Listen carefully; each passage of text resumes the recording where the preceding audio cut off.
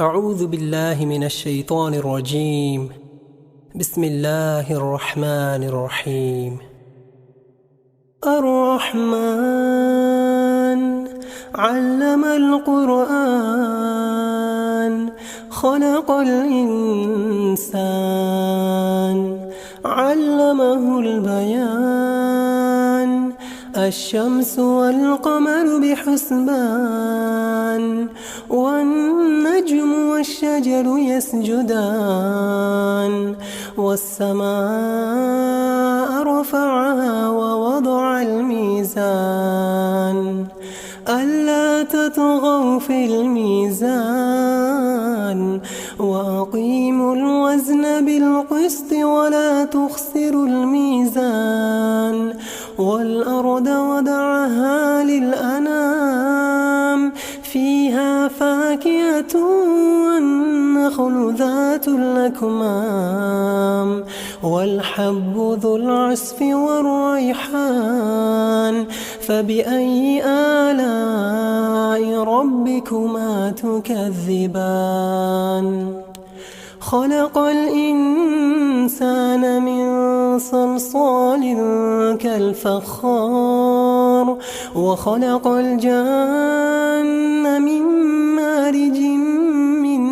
نار فبأي آلاء ربكما تكذبان رب المشرقين ورب المغربين فبأي آلاء ربكما تكذبان مرج البحرين يلتقيان بينهما برزخ لا يبغيان فبأي آلاء ربكما تكذبان يخرج منهما اللؤلؤ والمرجان فبأي آلاء ربكما تكذبان وله الجوار المنشآت في البحر كالأعلام فبأي آلاء ربكما تكذبان كل من عليها فان ويبقى وجه ربك ذو الجلال والإكرام فبأي آلاء ربكما تكذبان يسأله من في السماوات والأرض كل يوم هو في شأن فبأي آلاء ربكما تكذبان سنفرغ لكم أيها الثقلان فبأي آلاء ربكما تكذبان يا معشر الجن والإنس إن استطعتم أن تنفذوا من أقطار السماوات والأرض فانفذوا لا تنفذون إلا بسلطان فبأي آلاء ربكما تكذبان يرسل عليكما شواظ من نار ونحاس فلا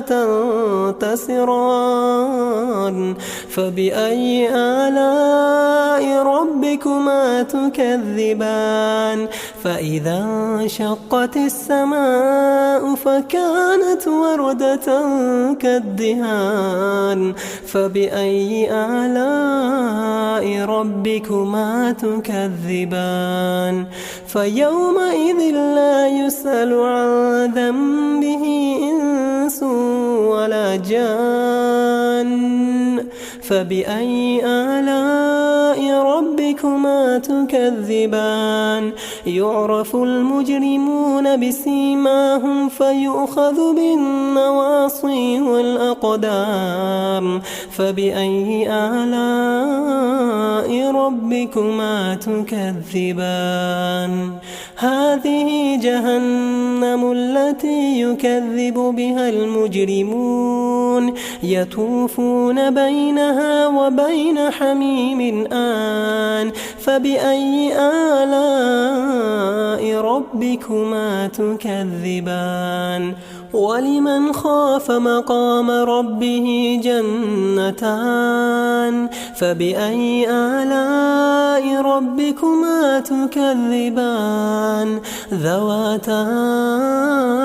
أفنان فبأي آلاء ربكما تكذبان فيهما عينان تجريان فبأي آلاء ربكما تكذبان فيهما من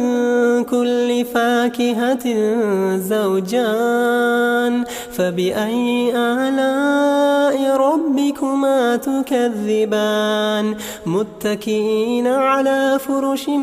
بطائنها من استبرق وجنى الجنتين دان فبأي آلاء ربكما تكذبان فيهن قاصرات الطرف لم يطمثهن إنس قبلهم ولا جان فبأي آلاء ربكما تكذبان كأنهن الياقوت والمرجان فبأي آلاء ربكما تكذبان هل جزاء الإحسان إلا الإحسان فبأي آلاء ربكما تكذبان ومن دونهما جنتان فبأي آلاء ربكما تكذبان مدهامتان فبأي آلاء ربكما تكذبان فيهما عينان نضاختان